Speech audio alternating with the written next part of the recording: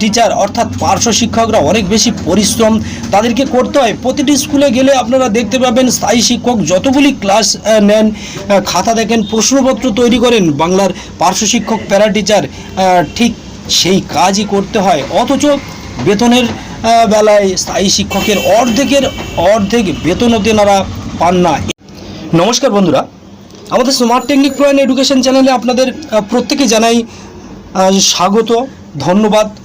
নতুন যে সমস্ত বন্ধু আছে, আজকের ভিডিওটি অত্যন্ত গুরুত্বপূর্ণ চুক্তিভিত্তিক শিক্ষকদের নিয়ে। যে সংবাদ মাধ্যমে এটি প্রকাশিত হয়েছে সেটাই নিয়ে আজকের আপনাদের সঙ্গে শেয়ার করছি। চাকরির শর্ত যা থাক না কেন, স্থায়ী কর্মীর মতো যদি কাজ করানো হয় তাহলে সেই চুক্তিভিত্তিক অস্থায়ী কর্মীদের স্থায়ী কর্মীর ন্যায় বেতন দিতে হবে, সেটা পরিষ্কার জানিয়ে দিয়েছেন সুপ্রিম কোর্টের বিচারপতি। সমকাজে সম বেতন হলো কর্মচারীর মৌলিক অধিকার, তাই সমকাজে সম বেতনের কাজ করিয়ে কাউকে আইন অমান্য করে তাকে কম বেতন দেবে, এটা কোনো দিন হতে পারে না। সম্প্রতি এই মামলা বেশ কয়েকদিন যাবৎ হচ্ছে। ভারতবর্ষের এই বেতন বৈষম্য আজ নতুন কথা না। আগে যে সমস্ত অস্থায়ী এবং বেসরকারি সংস্থার বিরুদ্ধে এই অভিযোগ উঠত, কিন্তু বর্তমানে এক দশক ধরে রাজ্য সরকারের ব্যাপকভাবে চুক্তিভিত্তিক কর্মী নিয়োগ করা হয়েছে এবং সেই সমস্ত কর্মীদের রাজ্য এবং কেন্দ্র যৌথ শেয়ারে নিয়োগ করেছেন, তাদেরকে আজকের এই দশা। এবং বেশিরভাগ ক্ষেত্রে দেখা যায় সেই সমস্ত কর্মীরা দেয়ালে এই মুহূর্তে পিঠ থেকে গেছে। স্থায়ী কর্মীদের মতো সম পরিমাণ কাজ করিয়ে সেই সমস্ত কর্মীরা আজও পর্যন্ত ঠিকমতো বেতন পাচ্ছে না, এমনকি ঠিকমতো ছুটির সুযোগ সুবিধাও পান না।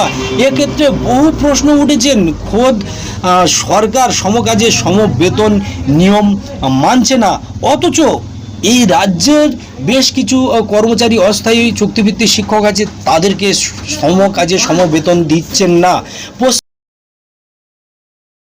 পশ্চিমবঙ্গের ক্ষেত্রে সরকারি স্কুলের প্যারা টিচারের অবস্থা ঠিক এই রকম করুণ দশা।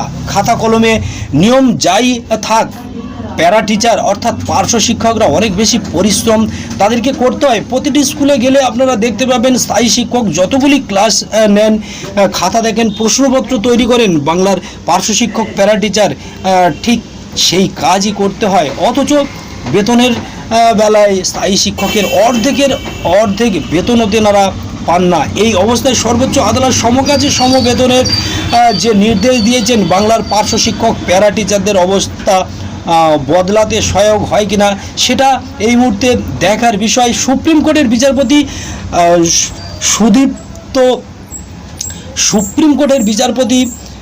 সুদীপ মাহাতো এবং বিচারপতি পামি দিগান্ত নরসিংহের বেঞ্চে এই ঠিকাদারি কর্মীর মামলাটা উঠেছিল।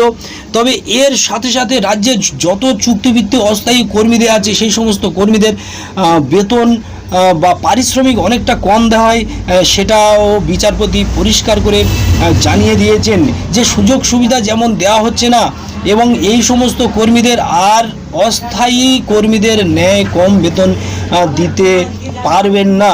তবে সুপ্রিম কোর্ট তো যেমনটাই বলার বলছেন, তবে সেটা হলো রাজ্য সরকার কতটা মানবেন সেটা এখন দেখার। তাই চুক্তিভিত্তিক কর্মীদের সুযোগ সুবিধা যেভাবেই হরণ করা হচ্ছে, সকল স্থায়ী কর্মীদের মর্যাদা দিতে বলছেন। যেভাবে স্থায়ী কর্মীরা আছেন সেভাবে এই চুক্তিভিত্তিক অস্থায়ী কর্মী যারা রয়েছেন তাদেরকে ঠিক একইভাবে মর্যাদা দিতে বলা হয়েছে, নির্দেশ দিয়েছেন বিচারপতি। তবে সবটাই বলবে সময় ঠিক কোন দিকে নিয়ে যায় সেটাই এখন দেখার বিষয়। আপনারা সঙ্গে থাকুন। ধন্যবাদ, নমস্কার।